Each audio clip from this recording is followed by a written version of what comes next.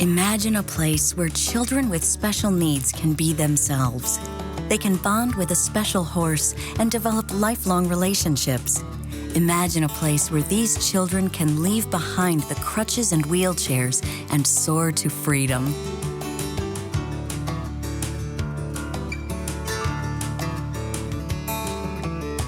What's different about here is just the setting. As you walk in the barn even, it doesn't smell like a clinic. It smells like a barn, and for a lot of kids, that's just so much better than that medicinal smell that they get in a clinical setting. They don't think they're coming for therapy. Instead, they're going horseback riding.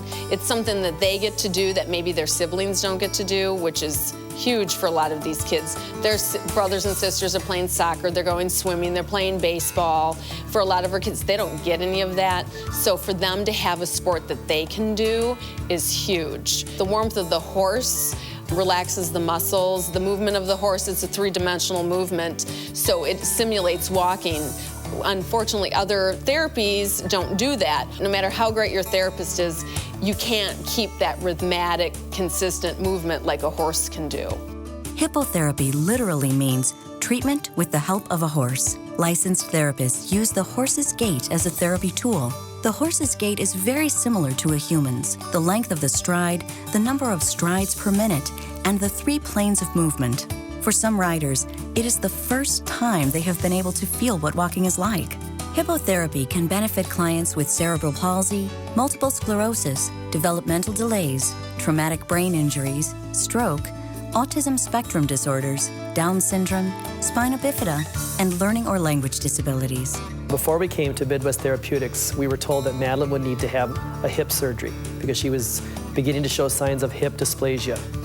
Well, we were trying to prevent any surgeries whatsoever for her. We came down here and started the hippotherapy. And we noticed in our family the results of her being able to walk straighter, placing her foot flatter than it was before. She wasn't toe walking anymore. She started smiling more, and she was about 4 years old. And that was the biggest thing for us, is all of a sudden she was smiling more. And this gave us hope as a family. To see that my daughter, who was 4 years old, could actually smile again and walk and not need to feel like that she had something wrong. This was hope for us. It's made a huge difference. First of all, we've been coming here about 3 years now. When we started, Emily had a very hard time sitting up. She didn't have a lot of trunk control, and it's made a huge difference. They had her doing sit-ups on the horse, she was doing basketball on the horse, and she had more strength through her legs, and it's made a big difference. She's been more independent at home because she's built up a lot of strength. It's made self-confidence a lot more. She likes the horses. She's very open, talks about the horses all the time, and it's just made a big difference. At Midwest Therapeutic, we work with a variety of special needs children, varying from high-tone children to low-tone children. The horses do the job for us, really. We put them on, and the warmth of the horse helps to relax their tight muscles. And then the gait of the horse, that helps to normalize their tone. So if they are really floppy and have weak trunk muscles, the gait of the horse helps to make them engage those muscles and use their trunk muscles, which helps them then later on with sitting balance and walking. Midwest Therapeutic Riding has done so much for Allie. When we first started about a year ago, she could walk, but not very well. She would fall every couple feet, and she was very shaky. She didn't have any trunk control. She wasn't able to walk through the arena to where she needed to get onto Amlet, where now Allie can walk through the arena all by herself, and she thinks that she should be able to lead Amlet while she does it. It's built up her confidence, where she's willing to try new things and very determined to try new things.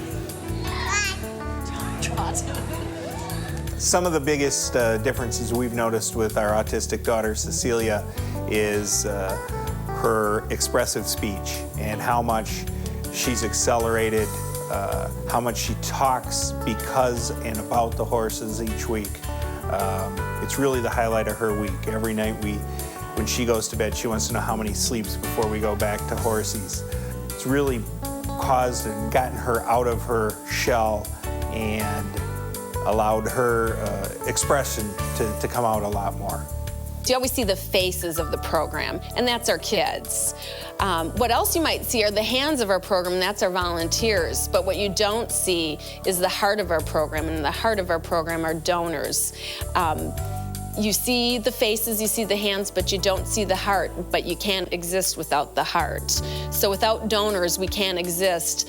We don't turn anybody away because of financial reasons. Even what we charge is only about 25% of what it actually costs for us to put a child in the arena and have somebody work with them.